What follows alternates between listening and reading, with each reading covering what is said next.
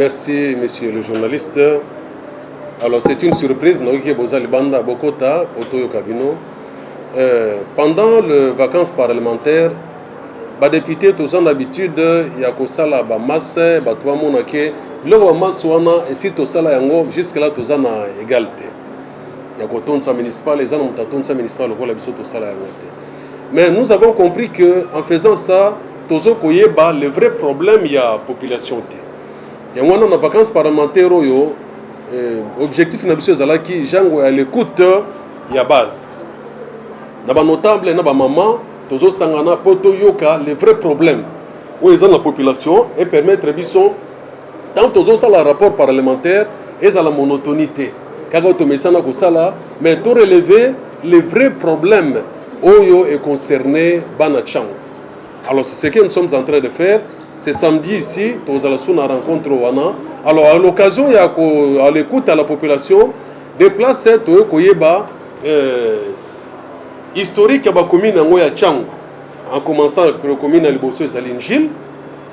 Gilles, je crois qu'il y a 8 quartiers. Alors, Massina, il y a 8e quartier, il y a une commune, zone annexe, il y a une commune, et nous avons compris, ça nous permet quand même, il y a Koyeba, Kosala ni Tosengeli Kosala d'abord, Koyeba, Kosala Mukanda, Pono Etali, commune Massina, Tokinanangil qui est la première commune, et c'est là qu'il y a des travailleurs au Traco. Et Mingi Bandewa Congo central, Tant Bayaki, et puis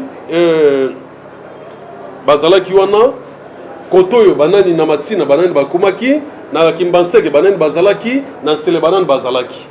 Alors vous devez comprendre que tant que la population n'a vu Babande Komene, n'a regret na bango autokomi sikoyo, ils ont perdu la solidarité, ils ont perdu l'amour qu'ils avaient à son temps. Alors ça nous permet maintenant, tant que tirer conclusion, tout ça l'ouvrage, tout ça là, ba réunion na ba jeune pour na kolakisa, parce que on ne peut pas oublier l'histoire. On ne peut pas oublier l'histoire. Ça va nous permettre quand même de faire comprendre aux jeunes, enfin de mettre fin à la délinquance juvénile, de vivre ce qui n'a pas existé. Or qu'à son temps, bateau yo basala rage, le mutasala kombo lo batakala zata, mais ils ont une insécurité ndenge le lotin, mais le mutasala kombo lo bango azate. Alors ça nous permet, tant que tozo loba, tozo filmer, tozo amikanda, tozo comment. Alors nous allons faire une grande réunion et un ouvrage concernant la commune de Massina aussi au Kenjil, comme le roi Zaki première commune, pour qu'il pense que c'est là, pour que tu comprendre Chine propre to bengi changu, et Zalaki, Bandaki Nengenini, et Zandengenini, et puis la perspective d'avenir Nino to Singeli Kozalana. Premier habitant Massina et Zalaki papa Tukutuku, Azalaki na baba Landinga. Malheureusement il y a beau takité. Tant Sikoyo, Abanda Kovanda wana, abengi papa Musapi. Ye abandaki ko azalaki na matete. Azalaki chasseur. Aye découvrir que koto zambe zali banyama bazalaki. Azoya ko banyama moni moya ya kale retour ezate aye ko vanda. Azalaki na baba la fèche. Malheureusement ateka le pont mais le pont wana ezali baba la fèche. Et puis celui qui était là, abandaki ko ni banyama na mapela tina tswenge kuna. Abanda azalaki fonctionnaire à l'état. Na matete tellement ba contrainte ya banda ko na onel yango yaki na yawa azui mais erwana ezalaki na 59 banda ko ya banzete na ba matiti bazo vanda. Alors ezalaki so mutaye abengi ndeko na ye azui abengi ndeko na ye azui bato banda so na ofele et puis ezalaki mingi papa musapi ezalaki musuku yango zo mona yaki na baba la fèche abengi fèche baba la fèche parce que ezalaki balabala oyo bandeko fèche nde batonda na kimingi. Alors histoire moeto brié beta pesate, c'est une belle histoire et ça nous a vraiment édifié et on va toujours continuer pour tout bateau ça là. Tous les appels à bandeko ebele. Pour nani ka Massina njilte. Tolbi to bandeko to bandaki na l'écoute ya population Massina, to découvrir historique wana, nous continuons. Surtout sollicite au Tangil qui m'pense que c'est le pemalo. C'est plus avantageux parce que ça nous permet ya koyeba les vrais problèmes. Biso to bimaramingi. To zalaka mingi na baba sika ba vanda gâté. Ça nous a permis de les vrais problèmes à la population. Mais moi, c'est moi qui parle. Après tout Panzani. Mais je ne serai pas au courant de ce qu'ils vivent réellement. Mais il y a des notables, ce sont eux qui parlent le plus. Alors, ils ont posé des questions, ils vont répondre, et ça nous permet maintenant de les vrais problèmes à la population. Donc, c'est un style qu'il fallait. pour nous permettre, en tant que parlementaire, de cocher dans le rapport les vrais problèmes où il y a une solution. Au lieu de la monotonie, toujours les mêmes problèmes, on a non. Cette fois-ci, tu as l'option, tu as monoté, mais où il y a réellement les alliés qui existent. Bon, les chefs de riz, ce ne sont pas des agents de l'État, ce ne sont pas des fonctionnaires de l'État. C'est une organisation administrative qui a rapproché l'administration à la base, et puis il y a un relais entre la population et les bureaux à quartier. Alors, ce que l'État a dit, les chefs de riz, et comment institutionnaliser, comme fonctionnaire, là c'est autre chose. Il ne faut pas comme d'abord fonctionnaire avant de foutre à bango. Aussi longtemps que les gens à l'État, les gens dans le quartier total, Barbala Nabiso, Nani Ozasa, Jagozala, Nini. Parce qu'à l'époque, les chefs de ritan sont dans Mikeawa. Ce problème est entre les deux voisins. Bah ok, n'ayez pas Sambisa, vous trouvez solution avec un quartier. La commune coûte des rare. Et puis son problème est allié à sécurité, chef de riz. Azo côté les message ils ont répété le chef de quartier pesi bango azo pesa communiquer et puis ce chef de riz azo à l'époque bino sonnier bozo azo loba nini so boza même na conflit à mabele non le pas on a côté boy c'est le chef de riz qui doit résoudre ça. Ils avaient un pouvoir, mais ce qui n'est pas le cas actuellement.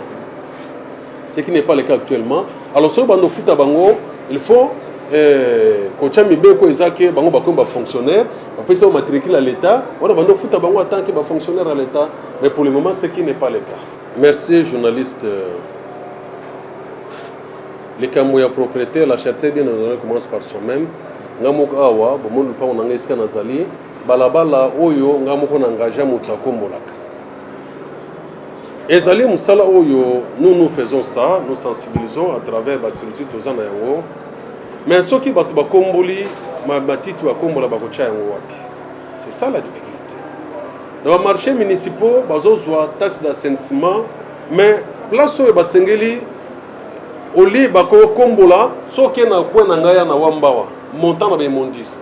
Okotuna ono batapus balongola kana butu, ono bwana batamapango baya ko bwaka kawana so bango balongo baya ko bwaka basusi na mapango baya ko bwaka parce que moi-même je l'ai vécu. Toza sérieux wana kingo peto na balabala esi ba direction na sala na betona wana kulwa jango namoni ndeko moko azana mutuna ye malamu te bata mapango bazo pesa ye ba sac ya fulu azo kokitsaka ga wana lelo soki otali terrasse wana to sala pour ko permettre mbula so beti batu bazinda te terrasse wana no se comme boucher na imondis batu bazo teka mais marché eza place moko ya boy singeli ke la propre pour bazo teka biloko batu bazo kolia mais batu bazo teka na salité pendant que bazo soit plus de 1000 francs congolais. Taxe d'assainissement, na taxe il y a étalage. Mais place on a besoin d'étalage T, ne peut pas avoir les bazo taxe étalage T parce que la taxe est fout à maka en contrepartie. Contrepartie faut ça. L'État bossa l'étalage, mutango occupé yango ko fout mbongo na ye. Parce que équipé étalage l'État sali. Ndé macha kulumbeza. Mais ba maman bazo teka étalage exact. Mais l'État perçoit taxe étalage na assainissement. Bon on est kendaka wapi. Il appartient na poto, tokenaka na poto, excusez. Les assainissement à niveau de la commune, c'est les municipalité. Parce que chaque samedi, la commune a un moutuka, parce que dans chaque coin, il y a une poubelle. Chaque samedi, les oleka, ils ont la poubelle. On ne peut pas vous montrer là où on jette ces poubelles-là. Parce que bazo qui ont en place, il y a tri, plastique, il y a pas, il y a saleté à part, il y a bazo transformé. Mais biso tambola na masina place nino l'État prévoir que place au basingeli batuso basingeli kocha poubelle pour les tolobela. Nous notre problème est allé à Koloba tolobela yango to pesa makanisi mais bato basingeli ko salela yango ezali bango. Malheureusement moi je suis député national d'abord pour interpeller un gouverneur d'abord interpeller ministre provincial. Il appartient aux provinciaux de faire leur travail. Parce que la population va ko kombola, va ko sala nyonso. Mais place nino yo balaxi ba basengeli ko déverser be mondi swana. C'est un problème sérieux. Yango même na point na ngaya wa mutu moko azala mutu esala kamala muté azoba ka be mondi swana. Okuta batu ba nini, il y a la loi, la nomenclature prévoit ba recette na ba recette à chaque niveau. Dans le niveau du groupement, dans le niveau du secteur, dans le niveau de la commune, dans le niveau de la province, dans le niveau national. Et puis la loi prévoit les sous-sous, dépenses, il y a chaque niveau, dépenses à chaque niveau. Mais malheureusement, chez nous, la décentralisation, malgré tout, elle n'est pas effective. Mais le travail ne se fait pas comme il faut. C'est ça le plus grand regret. La Raskin, Ezaka Kakuna Nagombe. Alors, par rapport à l'attribution à Raskin, je ne vois pas ce que la Raskin fait. Non, en tant que Béli à Kinshasa, dans notre caucus, nous pouvons l'appeler pour lui dire ce que nous pensons avec le ministre de l'Environnement. Or que le ministre de l'Environnement au niveau national ne peut pas avoir une attribution et puis au niveau provincial, il y a une attribution. Donc chacun doit faire son travail. Parce que ceux qui, au niveau national, la province est comme extirpation de pouvoir. Alors la province, au niveau national. Chacun à son niveau doit faire son travail. Malheureusement, Kinshasa, ils sont trop sales. Kinshasa, trop sale. Banzela, ils ont koumelate.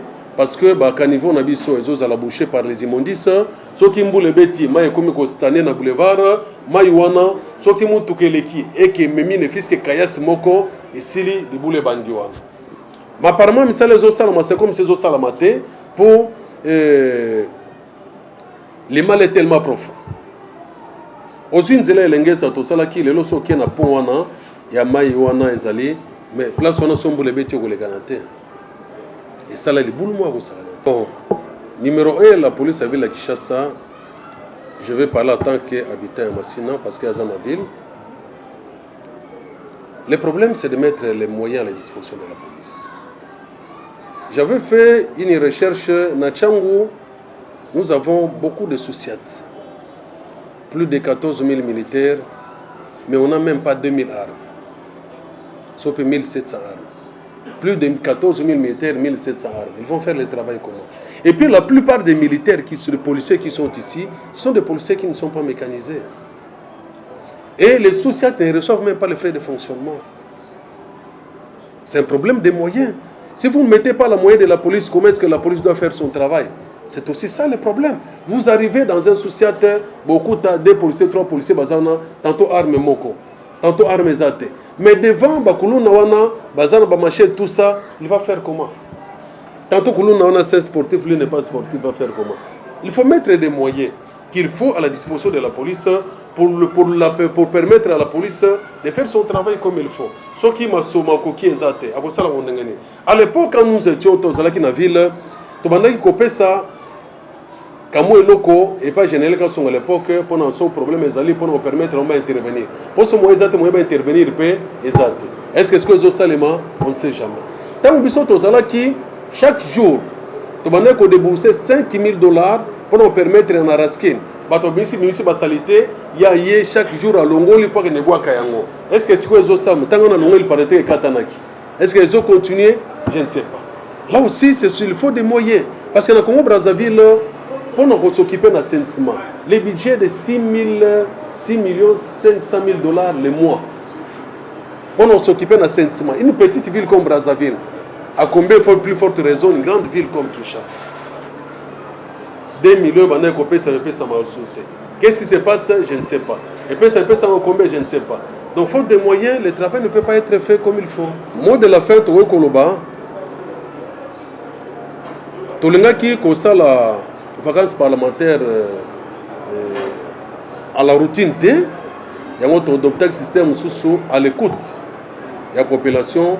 C'est vraiment une expérience très riche et permettre de les vrais problèmes. Les vrais problèmes aux populations à vivre, problèmes sécuritaires, sociaux, économiques, nous sommes et on permet de un rapport parlementaire, vrai rapport parlementaire où ils ont reflété la réalité de la population. Et à l'issue, il y a une rencontre et permettre de connaître Magamso de Yibakite. Moi, je suis né à Massina. Mais Makambo, on a zoé au Kawana, Banote Bazol, Banayibaki Amote. Yibaki Amote. Yibaki Amote. Alors, c'est Zosal Sibison. Pour Magamso, les gars, dans la télévision, le Biki Massina, Banana, quartier 3. Or que rien. Or que rien. Même si on a tenu aux amours dans Massina, aux comment les ressortissants de Massina, premier commis, maison communale de Massina, les Alaga, pour Yibi Amote. Les Alaga Wapi. Vous évitez les bandes dans tribunal, place où banda ko sambi sabato, be ko tribunal pour nani. Koko na biso na wamba banda o sambi sabato kuna. Ba koko bayaka wana ba D4 wana banda o sambi sabato wana benga au tribunal. Arrêt tribunal les ala qui place yo maison communale, bon maison communale ba tango ba comme 8e quartier ya commune Angile, les ala qui wana et puis et bande ko samisa so conflit ça la bengi bino ba samisa bino wana nandenge na bandundu et malé ndinga et koto. Donc c'est une histoire très riche et ça nous permet quand nous allons faire cet ouvrage là d'abord à Massina après to ba commune Mususu pour permettre quand même na bato ba yeba la vraie histoire de chaque commune à Tchangu et puis la vraie histoire de Tchangu ya Ngomoko. Voilà na mokoso tongo koloba. Merci na cette improvisation valait la peine pour tout me camper au Kabola. On peut beaucoup parler, mais tout le monde a substance, il y a Makamoto Salaté. On réserve la primaire à la fin à toute la population. Vous aussi, vous serez là. Et puis, vous serez bénéficiaire d'un ouvrage.